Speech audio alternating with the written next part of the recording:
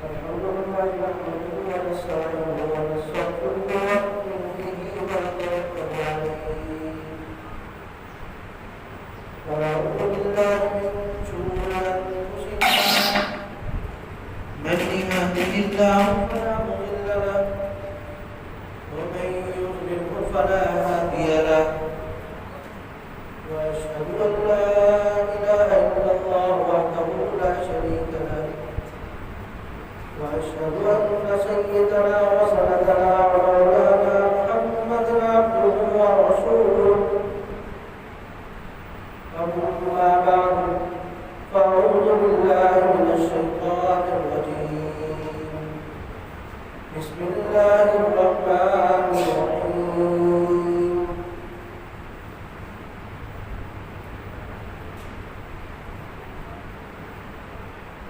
شهر رمضان الذي أنزل فيه القرآن هدى للناس وبينات من الهدى والفرقان صدق الله العظيم وصدق رسوله النبي الكريم ونحن على ذلك لمن الشاهدين والشاكرين والحمد لله رب العالمين.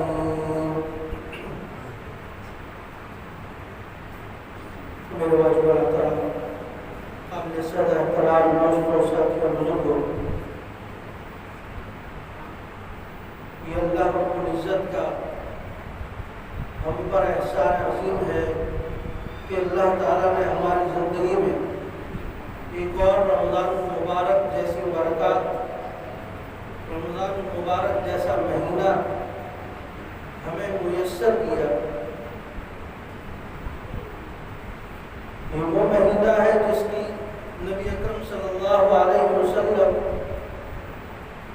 2 ماہ پہلے سے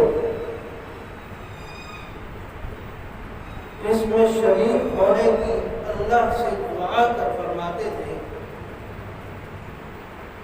اور خوب اس کا استقبال کرتے اور اس کی تیاری کرتے. صرف یہ ہماری طرح جس طرح ہم رمضان المبارک کو ایک عام مہینوں کی طرح معمول کا ایک مہینہ سمجھتے ہیں اور گزر جاتا ہے ہماری زندگی سے، اس طرح نہیں سمجھتے تھے، بلکہ ہر ماہ کو انہوں نے آخری مہینہ سمجھا اور اس کے لیے خوب تیاری کی اور تیاری کر کے دکھائی گئی. کئی بڑے بڑے واقعات جو ہیں وہ اس مہینے میں ہمارے سامنے آتے ہیں، جیسے غزوہ بدر کا ایک واقعہ ہے، فتح مکہ کا واقعہ ہے. اس کے علاوہ اور بھی کئی اس طرح کے غزوات ہیں جو نبی اکرم صلی اللہ علیہ وسلم رمضان المبارک یا اس کے قریب قریب ہوئے. فتح مکہ کا واقعہ سن 8 ہجری نبی اکرم صلی اللہ علیہ وسلم صحابہ کرام کے ساتھ اپنے شہر کو فتح کرنے کے لیے، اپنے قبلہ اول کو فتح کرنے کے لیے نکل کھڑے ہوئے 10 رمضان المبارک کو. تقریباً یہ کوئی 2 ہفتے کا سفر تھا.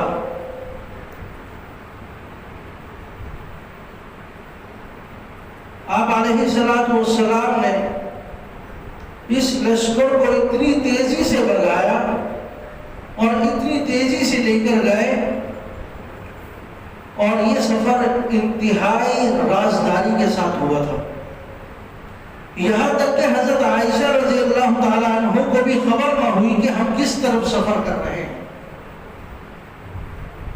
یعنی اپنے گھر والی کو بھی آپ علیہ السلام نے خبر نہ ہونے دی اور سفر کے لیے نکل پڑے.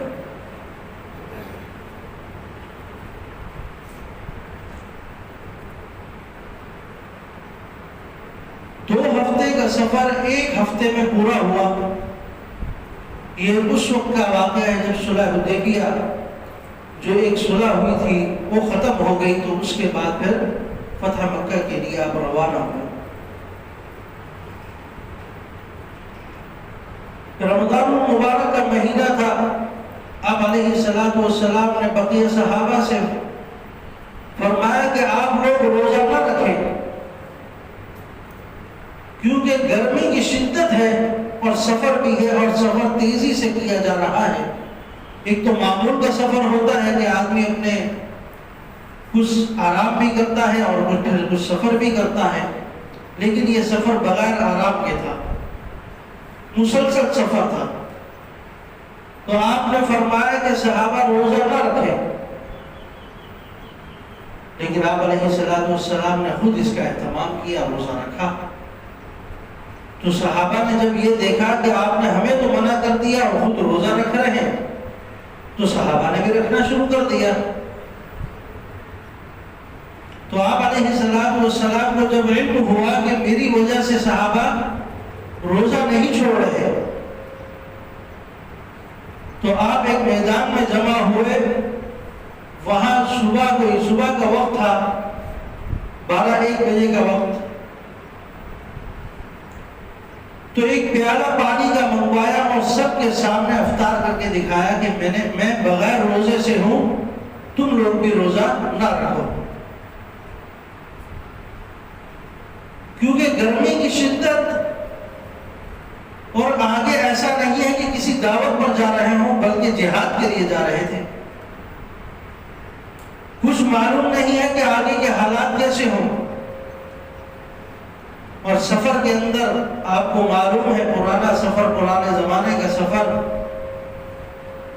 کھانے پینے کے وہ سامان نہیں جو عام حالات میں ہوتے ہیں، اور سفر انتہائی رازداری کے ساتھ کہ کسی کو پتہ بھی نہیں۔ اس حالت میں نکل آئے تو نبی اکرم صلی اللہ علیہ وسلم نے صحابہ کرام کو خود افطار کر کے دکھایا کہ میں روزے سے نہیں ہوں، لہذا تم بھی روزہ نہ رکھو، تاکہ ان صحابہ میں کمزوری نہ آ جائے، ضعف نہ آ جائے۔ آج اگر یہ 2 ہفتوں کا سفر 1 ہفتے میں پورا کر رہے ہیں تو آگے جا کر ایک جنگ کا سما بھی ہو سکتا ہے، لیکن اللہ رب العزت نے وہ موقع آنے ہی نہ دیا۔ حضرت ابو سفیان رضی اللہ تعالیٰ عنہ سے اعلان کروا دیا گیا کہ جو مکہ میں داخل ہو جائے، جو اپنے گھر کا دروازہ بند کر لے، جو ابو سفیان کے گھر میں داخل ہو جائے، جو اپنے آپ کو پناہ میں دے دے، جو اپنے ہتھیار ڈال دے، تو وہ اس دن امن میں رہے گا، اس کے خلاف تلوار نہیں اٹھائی جائے گی۔ تو جب دیکھا صحابہ نے کہ ہر بندہ امن کی طرف جا رہا ہے اور کہیں بھی کوئی لڑائی کی کوئی صورت پیدا نہیں ہوئی، ایک جگہ حضرت خالد بن ولید رضی اللہ تعالیٰ عنہ کے مقابل کچھ لوگ آ گئے تھے، جہاں پر تھوڑا سا قتال ہوا، اور اس کے علاوہ کہیں بھی یہ تلوار تک نہ چلائی گئی۔ اور نبی اکرم صلی اللہ علیہ وسلم وہ وقت دیکھ رہے تھے کہ جب مجھے یہاں سے نکالا گیا، اور اس حالت میں نکالا گیا، ہر شخص کو اپنے وطن سے ایک محبت ہوتی ہے، تو نبی اکرم صلی اللہ علیہ وسلم کو بھی اپنے وطن اصلی سے، اپنے وطن اقامت سے اتنی محبت تھی کہ جب آپ یہاں سے نکالے جا رہے تھے تو اس وقت آپ نے کعبہ کی طرف، مکہ کی طرف ہو کر دیکھا کہ تو میرا وطن ہے، لیکن تیرے لوگ مجھے یہاں سے نکال جائیں۔ انشاءاللہ وہ وقت دور نہیں ہے کہ میں دوبارہ اس اپنے گھر میں واپس لوٹوں گا۔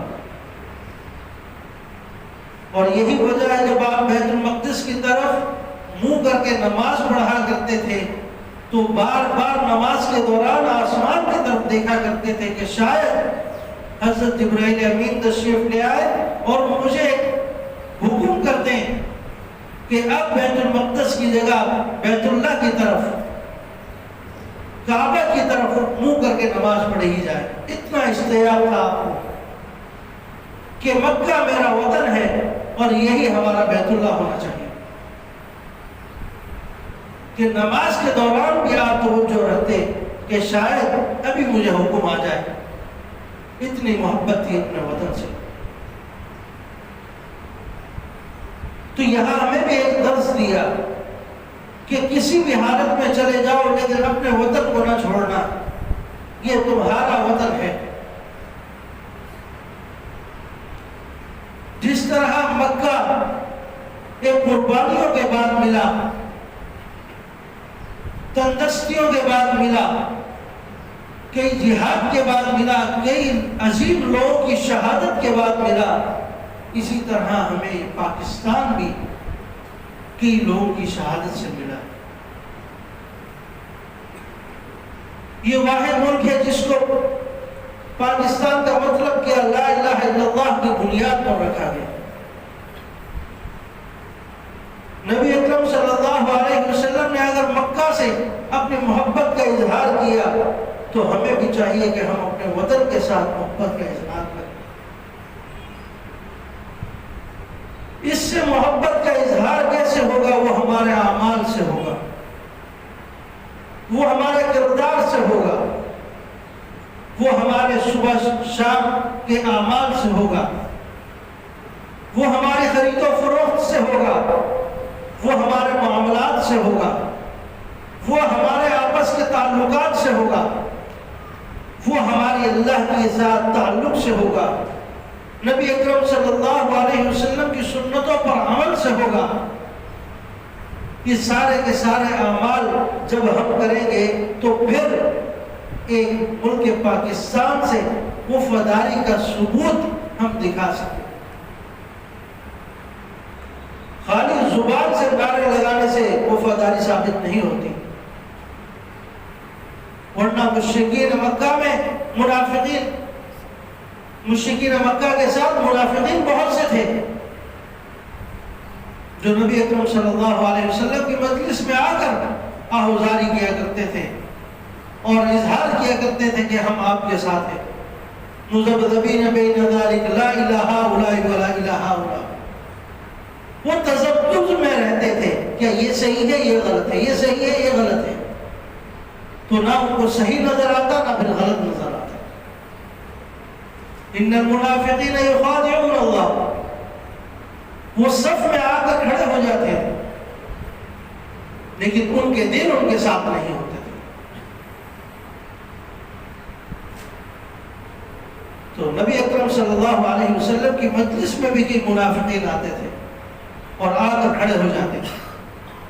تو رمضان المبارک کا یہ مہینہ ہمیں اپنی وفاداری کو ایک مرتبہ دوبارہ پختہ کرنے کا موقع دیتا ہے، اپنے ملک کے ساتھ بھی، اپنی ذات کے ساتھ بھی، اپنے اسلام کے ساتھ بھی، اپنے دین کے ساتھ، کیونکہ ہمارا تعلق ہر ایک چیز کے ساتھ جڑا ہوا ہے۔ آپ کوئی ایک چیز دوسری کے بغیر حاصل نہیں کر سکتے۔ وطن سے محبت میں بھی آپ کو دین کی ضرورت ہوگی، دین سے محبت میں بھی آپ کو وطن کی ضرورت ہوگی۔ نہ بغیر وطن کے دین مل سکتا ہے، نہ بغیر دین کے وطن مل سکتا ہے۔ نبی اکرم صلی اللہ علیہ وسلم نے ہمیں دونوں جگہ محبت کر کے دکھائی کہ دین کا وقت آ جائے تو نہ روزے کی پرواہ کرنی ہے، نہ اپنی جان کی پرواہ کرنی ہے، پھر اعلاء کلمت اللہ کے لیے گرمی کا موسم ہو یا جیسا بھی موسم ہو، لبیک کہتے ہوئے نکل آنا ہے۔ آپ سہولت میں ہیں، آسانی میں ہیں، پھر اپنے محبت، اپنے دین، اپنے وطن کے ساتھ محبت کرنی ہے اور وفاداری کا ثبوت دینا ہے۔ وفاداری کا ثبوت کیسے ہوگا؟ میں نے آپ سے کہا کہ آپ نے کیسے کر رہا ہوں، میں اپنے دیگر ساتھیوں کے ساتھ جب معاملات کرتا ہوں تو اس میں کتنی ایمانداری کے ساتھ کرتا ہوں، میں کسی کو کوئی چیز بیچ رہا ہوں تو کیوں اس کے عیوب کو واضح کر کے بیچ رہا ہوں یا نہیں، یا صرف جھوٹی باتیں کر کے اس کو وہ چیز بیچ دی، ایسا نہیں، یہ اس کے ساتھ زیادتی ہوگی، یہ اس کے ساتھ نقصان کرنا ہوگا اور اس کا خمیازہ مجھے بھگتنا پڑے گا۔ اگر اس چیز کو ہم دیکھیں تو رمضان المبارک ہمیں یہی درس دیتا ہے۔ روزے کا مقصد یہ نہیں کہ صبح سے شام تک بھوک اور پیاس میں آدمی رہے، روزے کا مقصد یہ ہے کہ اپنے ایمان کو تازہ کریں، اپنے جسم کے اندر جو غلطیاں آ گئی ہیں ان کو دور کرنے کی کوشش کریں، جو زنگ آپ کے دل پر لگ چکا ہے اس کو صاف کرنے کی کوشش کریں تاکہ یہ نکھر کر سامنے آئے۔ حدیث میں آتا ہے جب مومن ایک گناہ کرتا ہے تو اس کے دل میں ایک سیاہ دھبا لگ جاتا ہے، جب دوسرا گناہ کرتا ہے تو دوسرا دھبا لگ جاتا ہے، تیسرا گناہ کرتا ہے تیسرا دھبا لگ جاتا ہے، یہاں تک کہ اس کا یہ دل پورا کا پورا کالا ہو جاتا ہے۔ لیکن پھر دوسری طرف یہ بھی فرمایا کہ جو شخص رمضان المبارک کو کی مکمل پاسداری کرے گا تو اللہ تعالیٰ اس کو اس طرح صاف کر دے گا جس طرح آج اس کی ماں نے اس کو جنا۔ ایک طرف اگر اللہ رب العزت نبی اکرم صلی اللہ علیہ وسلم کے ذریعے احادیث میں ہمارے لیے اتنی بڑی وعیدیں ذکر فرماتے ہیں تو دوسری طرف ہمیں امیدوں کے بڑے بڑے پہاڑ بھی دکھائے جا رہے ہیں کہ تم اس پر چلو تو تمہارا اندر بھی صاف ہوگا، تمہارا باہر بھی صاف ہوگا، تمہارے گھر میں بھی خوشحالی آئے گی، تمہارے وطن میں بھی خوشحالی آئے گی۔ آج ہم یہ رونا تو روتے ہیں کہ مہنگائی بہت ہو گئی، حکمران ہمیں اچھے نہیں ملتے، تو میرے نبی اکرم صلی اللہ علیہ وسلم نے اپنے حدیث میں فرما دیا اعمالکم اموالکم، جیسے تمہارے اعمال ہوں گے ویسے ہی تمہارے حکمران ہوں گے۔ یہ آج نہیں، آج سے 1400 سال پہلے ہمیں بتا دیا گیا، جیسے تمہارے اعمال ہوں گے ویسے ہی تمہارے پر حکمران مسلط کیے جائیں گے۔ آج ہم یہ چاہتے ہیں کہ ہمارے اوپر عمر ابن عبدالعزیز، حضرت عمر فاروق جیسے، نبی اکرم صلی اللہ علیہ وسلم جیسی امامت کرنے والے لوگ تو آئے، لیکن میں اپنے آپ کو ٹھیک کرنے کے لیے تیار ہوں۔ میں اپنی ہر بستیوں میں لگا ہوا ہوں، میں اپنے گناہوں میں لگا ہوا ہوں، مجھے نہ رمضان کی قدر کا پتہ ہے، نہ رمضان کی برکات کا پتہ ہے، میں نہ رمضان المبارک کا خیال کر رہا ہوں، نہ حضور علیہ السلام کے فرامین کا خیال کر رہا ہوں، نہ مجھے آپ کی زندگی سامنے نظر آتی ہے، نہ مجھے اپنے گناہوں کی کوئی فکر ہوتی ہے۔ کرتا جا رہا ہوں، دن گزرتے جا رہے ہیں، رمضان گزرتے جا رہے ہیں، وقت گزرتا جا رہا ہے، لیکن میرے اندر کوئی تبدیلی نہیں آ رہی۔ میں ہر روز گناہوں کی دلدل میں دسا جا رہا ہوں، گناہوں میں تو اضافہ ہو رہا ہے، لیکن عبادات کا لیول میرا وہی ہے۔ ایسا تو ہو سکتا ہے کہ عبادات میں کمی آ جائے، لیکن ایسا نہیں ہوتا کہ گناہوں میں کمی آئے۔ گناہ بڑھتے جا رہے ہیں ہر دن کی طرح، عبادات کا لیول نیچے آتا جا رہا ہے، نہ نمازوں کی پابندی ہو رہی ہے، نہ تراویح میں جماعت لوگ نظر آتے ہیں، نہ فجر کی نماز میں لوگ نظر آتے ہیں۔ رمضان المبارک جیسا عظیم مہینہ ہم کس غفلت میں پڑے۔ نبی اکرم صلی اللہ علیہ وسلم نے ہمیں دکھایا کہ 11 مہینے اپنی ذات کے لیے خرچ کر لینا، 1 مہینہ اللہ کو دے دینا، تمہارے اعمال درست ہو جائے۔ ہم نے کہا 11 مہینوں میں تو وہ سیزن نہیں لگتا، 1 مہینے میں ہی لگتا ہے، ہم وہ کریں گے۔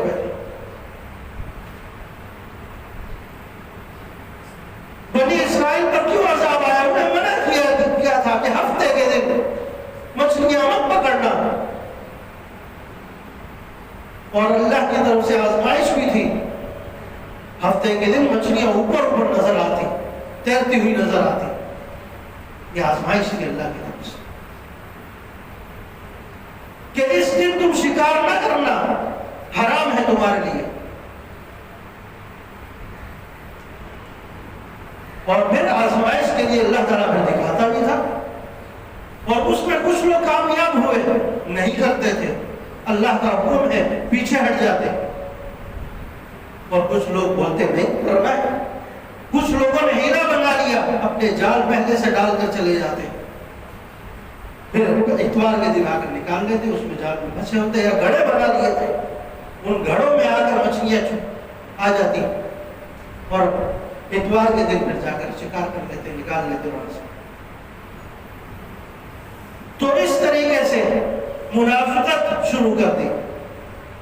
آج نبی اکرم صلی اللہ علیہ وسلم کا عمل ہمیں بتاتا ہے کہ رمضان مبارک اللہ کو دے دو، تمہارے 11 مہینے درست ہو جائیں گے. لیکن ہم سمجھتے ہیں کہ یہ مہینہ ہمارا کمائی کے اعتبار سے اچھا ہو گیا تو شاید 11 مہینے اچھے گزرے گے. آج ہم بھی اسی روش پر چلتے، جس سے ہمیں منع کیا جا رہا تھا، جس سے ہمیں روکا جا رہا تھا کہ اپنے آپ کو درست کرو. یہ تقویٰ کا مہینہ ہے، یہ اپنے آپ کو عبادات میں لگانے کا مہینہ ہے، یہ اپنے اندر کو درست کرنے کا مہینہ ہے، یہ اپنے گناہوں کو ٹٹول کر ان کو صحیح کرنے کا ایک وقت ہے. اگر اس میں لگ گئے، اگر اس کی طرف توجہ کریں گے تو یہ آپ کو دکھائے گا کہ آپ اندر سے کتنے گندے ہو چکے ہیں. یہ آپ کو دکھائے گا کہ آپ کے اندر کتنی خرافات، کتنے نقصانات آ چکے ہیں. ان کو صاف کرنے کی ضرورت ہے. ظاہری شکل پر اگر آپ کے کوئی میل لگی ہو، کوئی گند لگا ہو، تو آپ کا بھائی بھی بتاتا ہے کہ آپ کے یہاں گند لگا ہوا، صاف کر ہو جاتا ہے. لیکن اندر کا حال تو آپ نے خود دیکھنا ہے نا، اپنے ضمیر کو تو خود ٹٹولنا ہے نا. تو اس کے لیے اللہ رب العزت کے ہاں تھوڑا سا توجہ کرنے کی ضرورت ہے، اپنے اعمال کو دیکھنے کی ضرورت ہے. میں نے کہا آپ سے اگر وطن سے محبت کرنی ہے تو پھر بھی ہمیں ایمان کی ضرورت ہے، دین سے محبت کرنی ہے تو پھر بھی ایمان کی ضرورت ہے. یہ دونوں ایک دوسرے کے ساتھ جڑے ہوئے ہیں. نبی اکرم صلی اللہ علیہ وسلم کے عمل کے ذریعے سے ہمیں پتہ چلتا ہے. اللہ تعالیٰ عمل کی توفیق عطا فرمائے. رمضان المبارک کے جو باقی ایام ہیں ان کی خوب قدردانی کی توفیق عطا فرمائے. وما علینا الا البلاغ.